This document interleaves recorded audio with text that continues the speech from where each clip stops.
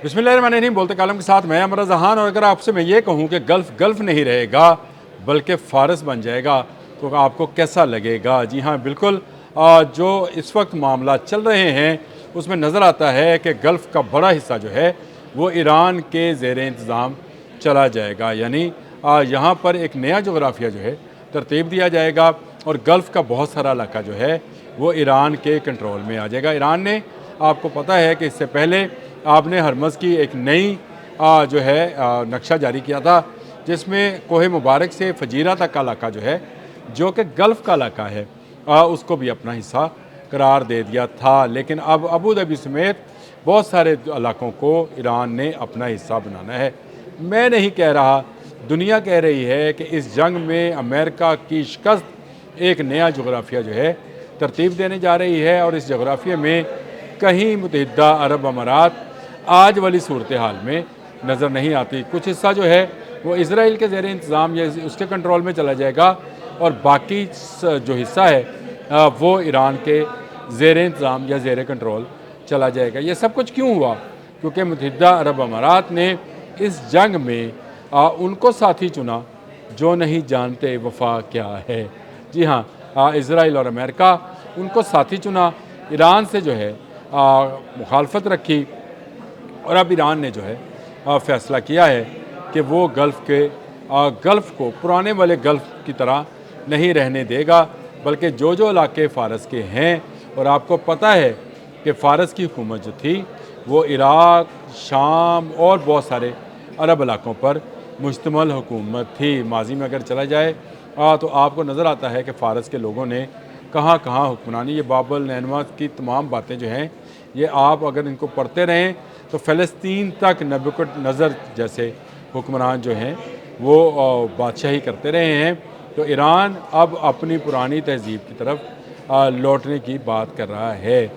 ये इन सारे तनाज़र के अंदर जो नया नक्शा आपने हरमज़ का आया था उसमें ही ये साबित हो रहा था कि ईरान अब अपनी हदूद को फैला रहा है, क्योंकि उसने एक बड़ी सुपर पावर को मार लिया है या शिकस्त दे दी है। उसके बाद जो उसका नक्शा उसके जहन में है वो करेगा। मुज़ाकरात होंगे, अमेरिका वापस चला जाएगा तो ईरान मुत्तहिदा अरब अमारात समेत गल्फ़ के बहुत सारे ममालिक के दर पे हो जाएगा। पहले ही उसकी प्रॉक्सी किसी जगह हौज़ीज़ और किसी जगह हिज़्बुल्लाह और किसी जगह इराक़ी मलेशिया के तौर पर काम कर रही हैं। इन तमाम ममालिक को एक नई मुसीबत जो है वो आ लेगी। एक तरफ से इज़राइल और दूसरी तरफ से ईरानी बागी ग्रुप्स जो हैं वो पेशकदमी करेंगे और यूँ वो एक बड़ी जंग जो है वो खलीज में हो सकती है। कोह मुबारक से फजीरा तक का इलाका तो पहले ही ईरान ने क्लेम कर रखा है। अब देखें, मुशीर अली अकबर वलायती हैं, ये किसके मुशीर हैं? ये मुशीर हैं रहबर हैं ईरान के रहबर आला मुज्तबा ख़ामनेई, उनके मुशीर हैं। उनके बयान है कि बढ़ती हुई ताकत ने स्ट्रेटजिक नक्शा जो है इसको तब्दील कर दिया है। अब जो है गल्फ़ के अंदर ईरान बड़ी कुव्वतों के बराबरी पर बात करेगा। यानी उन्होंने इस बात का क्या कहेंगे, उसको इस बात का इशारा दे दिया है कि वो आने वाले दिनों में जब अमन होगा तो वो क्या करने जा रहे हैं। इसके साथ साथ एक ताज़ा तरीन फुटेज जो है फ़ारस ने जारी की है। फ़ारस न्यूज़ एजेंसी ने IRGC के हवाले से ये फुटेज जारी की गई है, जिसमें कुवैत और बहरीन समेत मुख्तलिफ अरब ममालिक में, हमसाया ममालिक में ईरान के मिज़ाइल जाते हुए दिखाई दे रहे हैं। IRGC की इस फुटेज को फ़ारस ने क्योंकि जारी किया है और उन्होंने ये दावा किया है कि ये मिज़ाइल्स जो हैं वो इंटरसेप्ट नहीं हो सके हैं, क्योंकि बहुत सारे इंटरसेप्टर्स जो हैं वो ईरानी मिज़ाइल्स के सामने बेकार हो चुके हैं। डोनाल्ड ट्रंप जो मर्ज़ी कहते रहें कि अब ईरान के पास सिर्फ 20% 25% मिज़ाइल्स बचे हैं, लेकिन असल बात यह है कि ईरान के मिज़ाइल्स का एक बड़ा ज़ख़ीरा आज भी ईरान के पास मौजूद है और ईरान इसमें हर आने वाले दिन के साथ इजाफ़ा भी करता चला जा रहा है। उसकी मिज़ाइल्स फैक्ट्रीज़ जो हैं, यूँ ही कह लें, मैंने वैसे लफ्ज़ इस्तेमाल किया, लेकिन जो मिज़ाइल क्रिएटर्स उसकी लेबॉर्ट्रीज़ और फैक्ट्रीज़ हैं वो अपने तौर पर काम कर रही हैं और इसीलिए वो खुल कर ये बात कहते हैं कि हमारे पास मिज़ाइल्स इतने हैं कि जितने इनके पास इंटरसेप्टर्स नहीं हैं। تو میزائل کی اس گیم میں ایران نے پہلے بھی اپنی برتری ثابت کی ہے، کیونکہ انٹرسیپٹرز کم کس کے ہوئے تھے؟ جے ڈی وینس نے کس کے متعلق کہا تھا کہ ہمارے میزائل کم ہو رہے ہیں، پینٹاگون جو ہے غلط خبر دے رہا ہے۔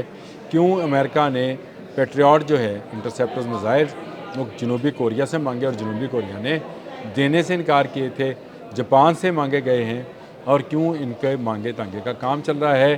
اور ایرو کو ڈرونز جو ہیں، سستے ڈرونز جو ہیں وہ لیبنن کے اندر نشانہ بنا رہے ہیں، تو ان کو ایک طرح کی افراتفری موجود ہے۔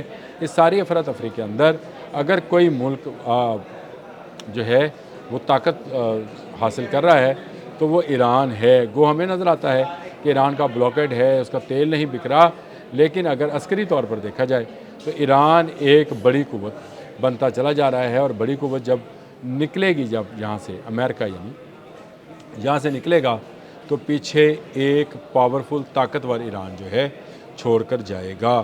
ایران آبِ حرمز کا مالک ہوگا، اور آبِ حرمز سے گزرنے والا ہر تجارتی جہاز اس کو ٹیکس دے گا، اور جو ٹیکس نہیں دے گا اس کا جہاز نہیں گزرے گا، اور یوں تجارت پر براہ راست ایران کا تسلط قائم ہو جائے گا۔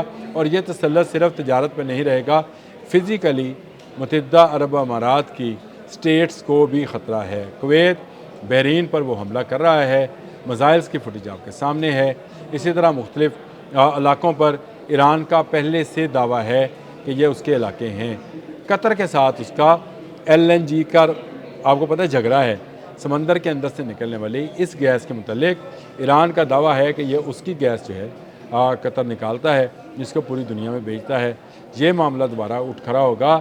اسرائیل امریکہ کے جانے کے بعد ایران کے سامنے کھڑا ہونے کی ہمت نہیں کرے گا، اور یہ جو ممالک ہیں متحدہ عرب امارات کے ممالک، اور یہ کویت اور قطر اور بحرین اور عراق، یہ پہلے ہی اتنے طاقتور نہیں ہیں کہ ایران کا مقابلہ کر سکے، کیونکہ ایران 50 سال سے مسلسل جنگی ماحول میں زندگی بسر کر رہا ہے۔ وہاں کے لوگوں کو اندازہ ہے کہ جنگ کیسے لڑی جا سکتی ہے، ان کی برداشت جو ہے وہ اس قدر بڑھ چکی ہے جنگ کی کہ اب وہ کسی بھی طاقت کا مقابلہ کر سکتے ہیں، اور یہ وہ قوت ہے جو ایران لے کر جو ہے اس وقت بیٹھا ہے۔ امریکہ اگر مذاکرات کر لیتا ہے، ایٹمی اسلحہ نہ بھی بنائے ایران، تب بھی وہ ان تمام عرب ممالک پر بھاری ہوگا، اور ان عرب ممالک کے ساتھ آگے جانے والے دنوں میں کیا ہونے والا ہے۔ امریکہ کی انہوں نے حفاظت لی تھی، امریکہ ان کی حفاظت کر نہیں پایا۔ شاید 136 جیسا آپ یوں سمجھے کہ ایک ایسا ڈرون جو ہوم میڈ یا آپ اس کو کیا کہیں ہینڈ میڈ جیسا ڈرون جو ہے وہ بھی ان کے ہاتھ میں نہیں آیا تھا، تو اب تو اس نے نئے ڈرونز اور نئے میزائل جو ہیں وہ بھی متعارف کرا دیے ہیں۔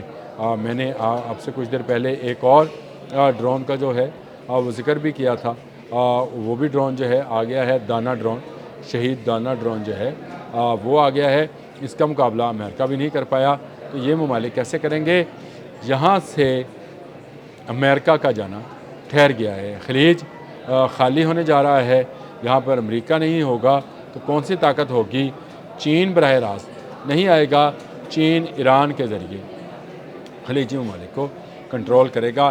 اسی لیے شاید یہ جو علی اکبر ولایتی نے بات کی ہے، مشیر رہبر اعلیٰ نے یہ کہا ہے کہ اسٹریٹجیکل نقشہ جو ہے گلف کا تبدیل ہونے جا رہا ہے، اور اس نقشے کے اندر مجھے امریکہ کہیں نظر نہیں آ رہا۔ امریکہ کی جگہ پر ایران جو ہے ٹریڈ کو، تیل کو اور گیس کو کنٹرول کرے گا، اور جو ان چیزوں کو کنٹرول کرے گا وہی راج کرے گا۔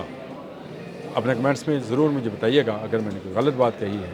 اب تک کے لیے اتنا ہی، اللہ حافظ۔